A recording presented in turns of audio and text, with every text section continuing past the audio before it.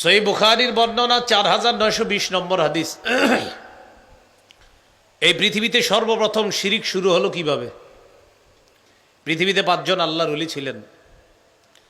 একজনের নাম ওয়াদ্দুন, আরেকজনের নাম সুয়াউন, আরেকজনের নাম ইয়াগুস, আরেকজনের নাম ইয়াউক, আরেকজনের নাম নাসরুন।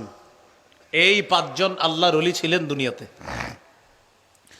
পবিত্র কোরআনে এই 5 জনের নাম আছে 29 নম্বর পারার 12 নম্বর পৃষ্ঠা সূরা নূহের মধ্যেই 5টি নাম পাওয়া যাবে। তবে কোরআনে এই 5 নাম আলোচনা করা হয়েছে মূর্তি হিসাবে। বলেন কি হিসাবে? মূর্তি হিসাবে। আপনারা আমার এতটুকু আলোচনা শুনে থাকলে বলেন তো, যে 5টা নাম কোরআনে মূর্তি হিসাবে আসছে, আসলে এই 5 নাম ছিল কাদের? আল্লাহর ওলিদের। হ্যাঁ, দুনিয়াতে এই 5 জন আল্লাহর ওলি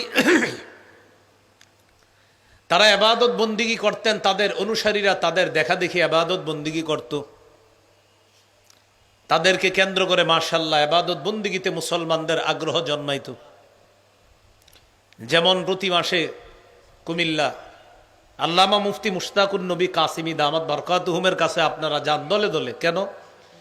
সেখানে গেলে নতুন নতুন অনেক তথ্য জানেন, কথা জানেন। জানার পর ইবাদতে নতুন করে আবার আগ্রহ তৈরি হয়, আবার নতুন করে স্বাদ পাওয়া যায়।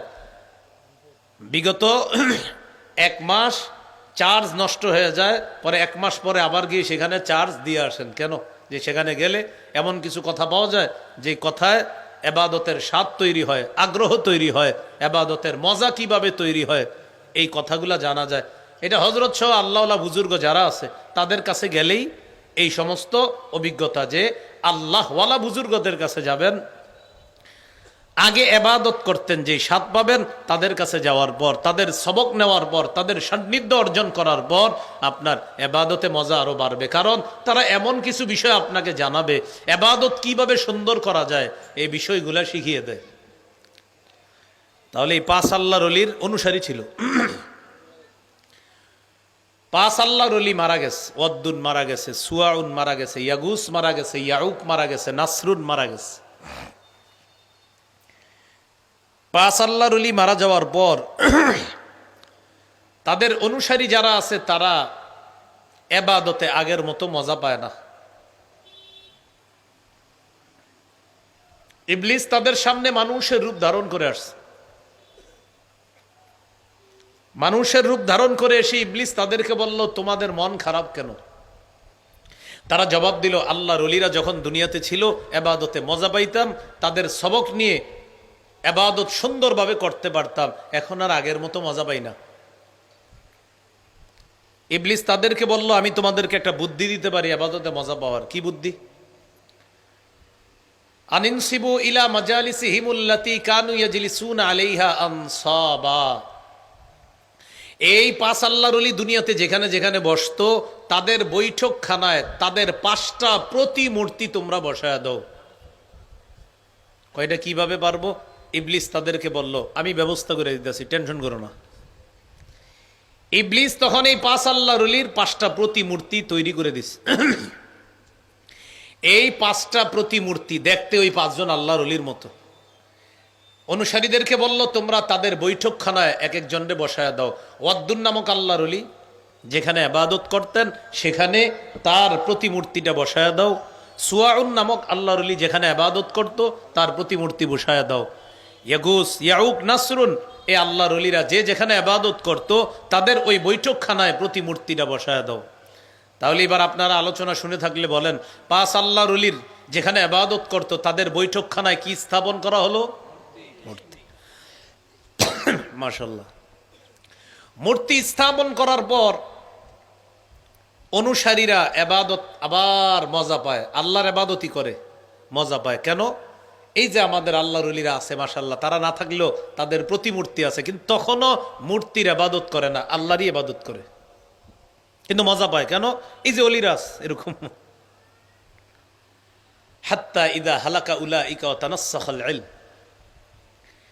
এই জেনারেশন যখন বিদায় নিল, পরবর্তী জেনারেশন যখন আসলো, আসার পর তারা তাদের বাপদাদাদের মতো ইবাদত অত মন দিয়ে করে না। ইবলিস তাদের কাছে আসলো, আসার পর বলল, কি ব্যাপার, তোমরা তো ইবাদতে মনোযোগী না, তারা বলল আমাদের বাপ দাদা যারা ছিল তারা আল্লাহর ওলিদের সান্নিধ্যে থেকে ইবাদত বন্দিগি করত, এই জন্য তাদের ইবাদতে তেমন ভুল ত্রুটি হইতো না। এখন তো ওলিরা নাই, তাই ইবাদত আমরা আগের মতো করতে পারতেছি না। ইবলিস তাদেরকে বলল, এই যে 5টা প্রতিমূর্তি দেখো, তাদের সামনে যদি সেজদা দাও তাহলে ইবাদতে ফুল মজাটা পাইবা। পৃথিবীতে সর্বপ্রথম মূর্তি পূজা শুরু হলো। এর আগে দুনিয়াতে মূর্তি পূজা ছিল না। এইভাবে দুনিয়াতে মূর্তি পূজা শুরু হলো। আপনারা এতটুকু আলোচনা শুনে থাকলে বলেন তো, মূর্তি পূজার সূচনা হলো খারাপ মানুষদেরকে কেন্দ্র করে না আল্লাহর ওলিদেরকে? আল্লাহর ওলিদেরকে। তাহলে কি শিখলাম?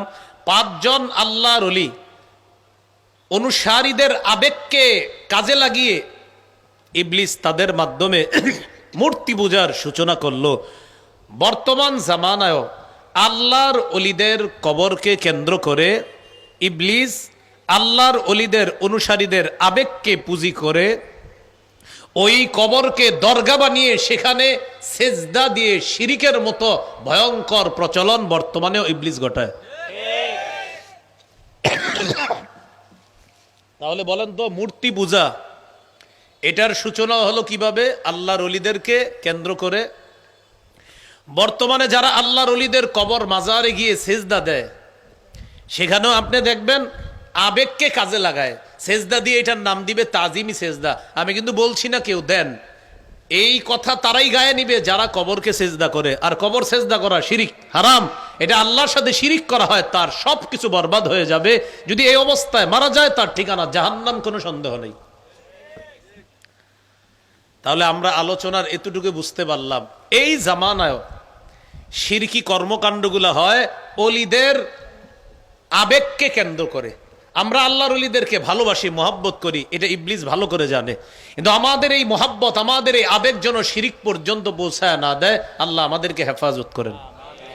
তাহলে আল্লাহর ওলি মহব্বত করি, আল্লাহর ওলির কবর জিয়ারত করব, কোনো সমস্যা নাই। কিন্তু আল্লাহর ওলির যে মহব্বত করি, এই আবেগ যেন ইবলিস আমাদেরকে শিরিক পর্যন্ত না পৌঁছায়।